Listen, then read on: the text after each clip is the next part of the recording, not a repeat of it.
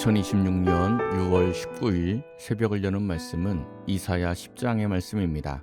그 가운데 20절부터 25절까지 봉독하여 드리겠습니다. 그날에 이스라엘의 남은 자와 야곱 족속의 피난한 자들이 다시는 자기를 친 자를 의지하지 아니하고 이스라엘의 거룩하신 이 여호와를 진실하게 의지하리니 남은 자 곧 야곱의 남은 자가 능하신 하나님께로 돌아올 것이라. 이스라엘이여 내 백성이 바다의 모래 같을지라도 남은 자만 돌아오리니 넘치는 공의로 파멸이 작정되었음이라. 이미 작정된 파멸을 주 만군의 여호와께서 온 세계 중에 끝까지 행하시리라. 그러므로 주 만군의 여호와께서 이르시되 시온에 거주하는 내 백성들아, 아수르가 애굽이 한 것처럼 막대기로 너를 때리며 몽둥이를 들어 너를 칠지라도 그를 두려워하지 말라. 내가 오래지 아니하여 내게는 분을 그치고 그들은 내 진노로 멸하리라 하시도다. 아멘. 이사야 9장 8절부터 10장 4절까지는 이스라엘의 백성의 죄와 하나님의 진노에 대한 말씀이었습니다. 하나님의 진노를 사게 된 이스라엘 백성들의 죄는 교만과 완악이었고, 하나님의 심판을 우습게 여기는 것과 거짓 선지자들의 메시지를 좋아하고 연약한 이웃을 향한 긍휼의 마음이 없는 것이었습니다. 이러한 이스라엘에 대하여 하나님께서 진노하시고 매를 드시는데 그 매가 바로 아수르입니다. 그런데 하나님의 막대기로 쓰인 아수르가 자기들이 잘나서 열국을 정복한 것처럼 교만해지자 하나님께서는 이 아수르도 심판하십니다. 이스라엘이나 아수르나 하나님 앞에서의 교만은 용납이 안 되는 것입니다. 5절입니다. 아수르 사람은 화 있을진저 그는 내 진노의 막대기요 그 손의 몽둥이는 내 분노라. 아멘. 아수르 사람은 화 있을진저라고 말씀합니다. 하나님의 진노의 막대기인 아수르가 그것이 자기들의 힘인 줄 알았기 때문입니다. 6절과 7절을 보면 하나님께서 이들을 몽둥이로 사용하시어 경건하지 않은 나라들을 치게 하였는데, 이들은 자기들의 힘을 믿고 허다한 나라를 파괴하고 멸절하려 하였다고 말씀을 합니다. 그들의 교만이 어디까지 미쳤는지 10절과 11절입니다. 내 손이 이미 우상을 섬기는 나라들에 미쳤나니 그들이 조각한 신상들이 예루살렘과 사마리아의 신상들보다 뛰어났느니라. 내가 사마리아와 그의 우상들에게 행함같이 예루살렘과 그의 우상들에게 행하지 못하겠느냐 하는도다. 고대의 전쟁은 한 나라가 다른 나라를 정복하면 그 나라의 신이 더 세기에 승리하였다고 생각을 했습니다. 지금 아수르도 지금까지 여러 나라를 정복한 것이 자기들이 섬기는 신이 다른 나라들이 섬기는 신보다 더 세기 때문이라고 생각하고 있었습니다. 그래서 다른 나라들의 우상들을 다 물리친 것처럼 이스라엘의 하나님도 부수어 버리겠다는 것입니다. 이것이 아수르의 교만이었습니다. 이제 하나님께서는 아수르에게 두 가지 일을 동시에 진행하십니다. 하나는 이스라엘의 범죄를 징계하기 위해서 진노의 막대기로 사용하시는 것이고, 동시에 아수르의 교만도 심판하는 것입니다. 12절입니다.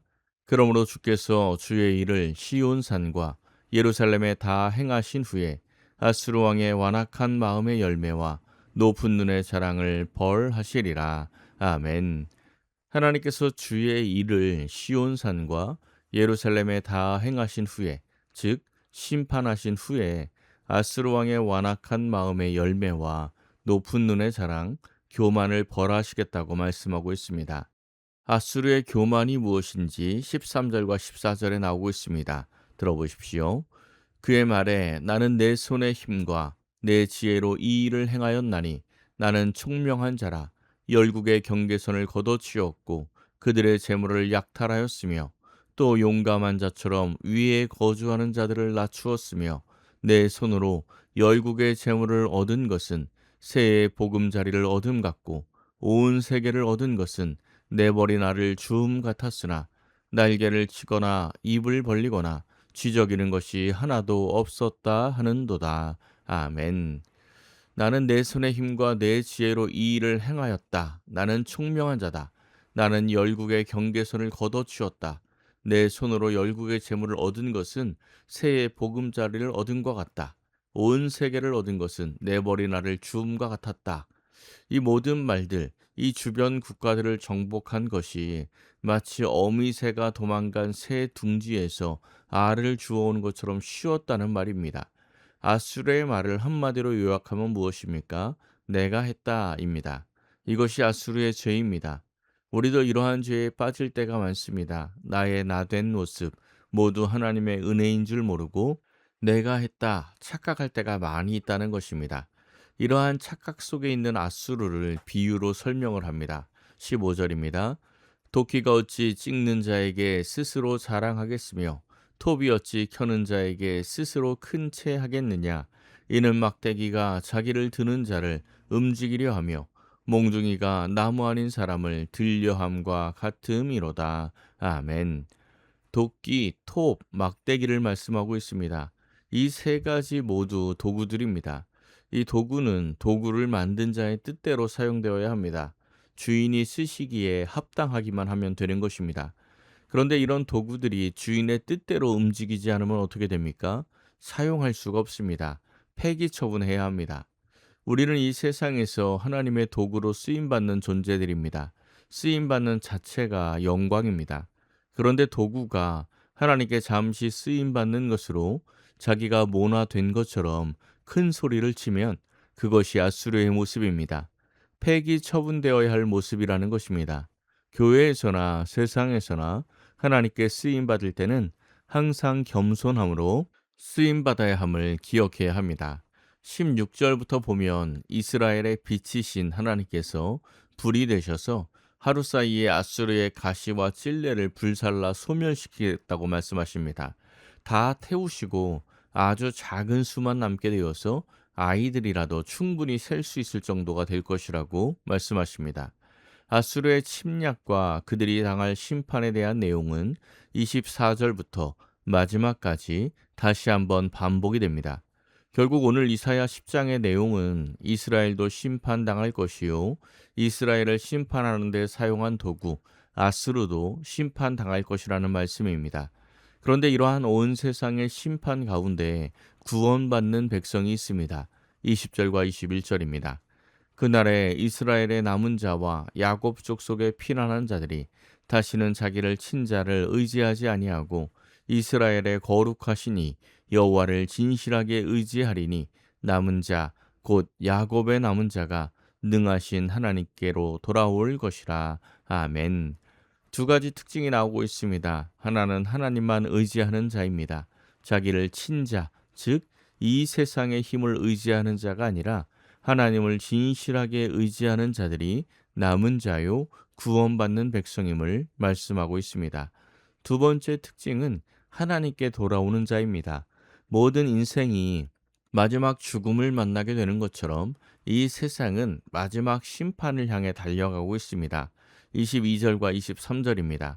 이스라엘이여 내 백성이 바다의 모래 같을지라도 남은 자만 돌아오리니 넘치는 공의로 파멸이 작정되었음이라. 이미 작정된 파멸을 주 만군의 여호와께서 온 세계 중에 끝까지 행하시리라. 아멘. 22절 마지막에서 넘치는 공의로 파멸이 작정되었다고 말씀합니다. 그리고 23절에서는 이미 작정된 파멸을 주 만군의 여호와께서 온 세계 중에 끝까지 행하시겠다고 말씀합니다.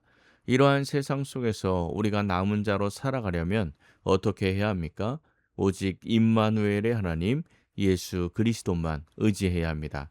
그것이 남은 자로 살아가는 복된 모습입니다. 오늘 하루 하나님께 쓰임받는 복을 누리며 이 세상 속에서 남은 자로 살아가는 복된 하루가 되시기를 예수님의 이름으로 간절히 축원합니다. 기도하겠습니다. 사랑의 하나님 감사합니다. 오늘도 말씀과 기도로 하루를 시작하게 하시니 감사드립니다. 우리로 흑암의 세상에 빛으로 오신 예수님을 알게 하시고 그 빛을 받게 하시니 감사드립니다. 우리 안에 남아있는 하나님의 진노를 사는 모든 죄들을 예수 그리스도의 보혈로 깨끗게 하여 주옵소서.